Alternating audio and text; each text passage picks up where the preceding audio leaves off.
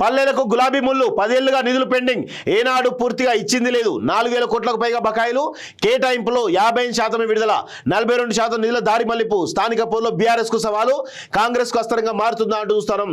పల్లె ప్రగతి అన్నారు, పారిశుద్ధ్యమే టార్గెట్ అన్నారు, ప్రకృతి వనాలన్నారు, సిమెంట్ రోడ్లు అన్నారు, వైకుంఠ ధామాలన్నారు. మెరిసిపోతున్న ఓ అరడజన్ పల్లెలను పదే చూపి గ్రామీణ ప్రాంతాల రూపురేఖలు మార్చేసామని గొప్పగా ప్రచారం చేసుకున్నారు. కానీ ఇదంతా ప్రచార పటాటోపమేనని తేలిపోయింది. ప్రస్తుత పల్లెల తీరును గమనిస్తే బీఆర్ఎస్ నిర్లక్ష్యంగా స్పష్టంగా కనిపిస్తున్నది.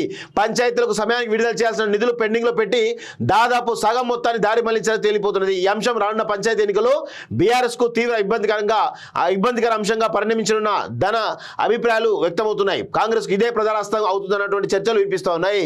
పల్లెల్లో ప్రగతి పరులు మంత్రి సీతక్క అంటూ చూస్తూ ఉన్నాం. సో కేసీఆర్ చేసినటువంటి మరొక మాయ పల్లెల ప్రగతి.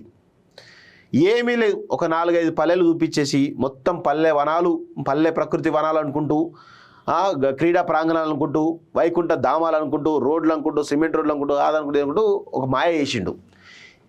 కానీ అది కొన్ని పల్లెలకు మాత్రమే మాయ. ఒక 10 పల్లెలకు 20 పల్లెలకు చేసింది తప్ప పెద్ద చేసింది ఏమీ లేదు.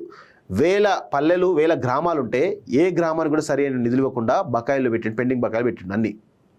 సో ఇలా కేసీఆర్ ప్రతి దాంట్లో కూడా బకాయిలు ఉండడం వల్ల ఈరోజు ఈ రాష్ట్రంలో ఆర్థిక అభివృద్ధి అనేది జరగడం లేదు, ఆర్థికంగా కుదేలవుతా ఉంది. దీనికి కారణమే కేసీఆర్ యొక్క విధానాలు. అందుకే కేసీఆర్ అనేవాడు ఒక పాలకుడు కాదు, ఆయన ఒక చాతగాని దద్దమ్మ అని నేను ఇప్పటికీ 100,000 సార్లు నా కాలోజీ వేదికగా మొత్తుకుంటూనే ఉన్నా.